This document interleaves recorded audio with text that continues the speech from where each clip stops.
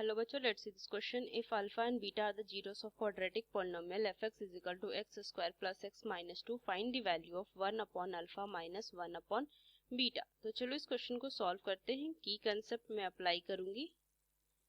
की कंसेप्ट तो यहाँ पे अगर मैं जनरल क्वाड्रेटिक पोलिनोमियल एक लिखूं जिसे कि fx is equal to a x square plus में bx प्लस में c, तो इनके ये क्वाड्रेटिक पोलिनोमियल, इनके टू रूट्स होंगे अल्फा एंड बीटा. तो सम ऑफ रूट्स अगर मैं देखूं, sum of roots alpha plus में beta is equal to minus b upon a and product of roots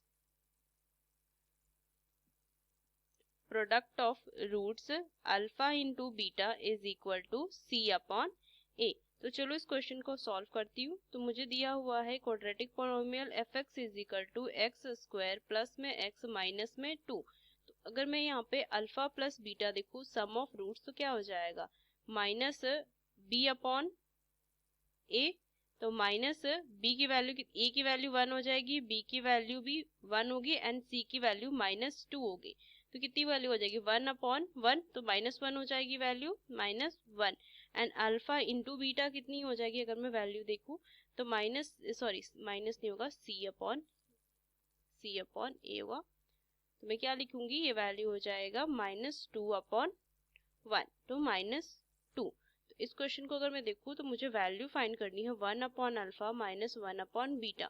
LCM ले लूंगी तो कितना हो जाएगा अल्फा इंटू बीटा, तो बीटा माइनस अल्फा, यहाँ से इस क्वेश्चन को फर्दर सॉल्व करें तो बीटा माइनस अल्फा. अब देखो इसकी वैल्यू तो मुझे पता है, अल्फा इंटू बीटा की वैल्यू मुझे पता है माइनस 2 है.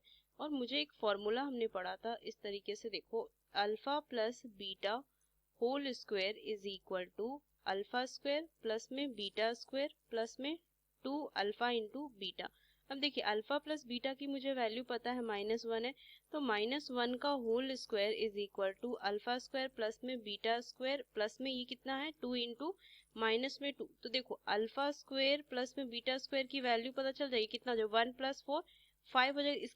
इसकी वैल्यू ना मैं सेकेंड जो फॉर्मूला है ना alpha minus beta whole square उस पे रखूंगी, तो क्या हो जाएगा अल्फा स्क्वायर प्लस में beta square minus 2 into alpha beta.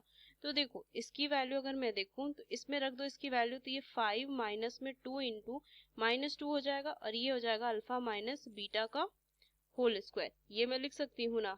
तो अब इस क्वेश्चन को अगर मैं फर्दर सॉल्व करूँ तो कितना हो जाएगा alpha minus beta whole square is equal to 5 और ये प्लस में 4.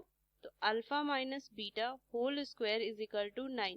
सो alpha minus beta is equal to plus minus 3.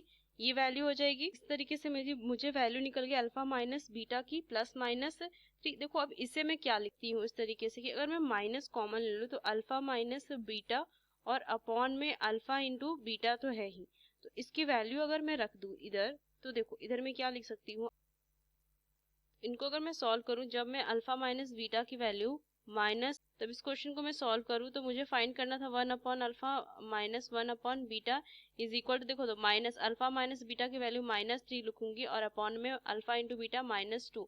Minus से माइनस कट जाएगा, माइनस 3 अपॉन 2 एक वैल्यू आ गई. अब जब मैं अल्फा माइनस बीटा की वैल्यू 3 पुट कर दूंगी तो कितनी वैल्यू आ जाएगी, अब 1 upon alpha minus 1 upon beta is equal to 3 minus में ऑलरेडी है और ये माइनस, तो ये माइनस माइनस कट जाएगा 3 अपॉन 2. तो दो वैल्यू आ जाएगी, ये minus 3 upon 2 and 3 upon 2. Using this key concept we solve this question. Hope you understood it well. Best of luck. Thank you.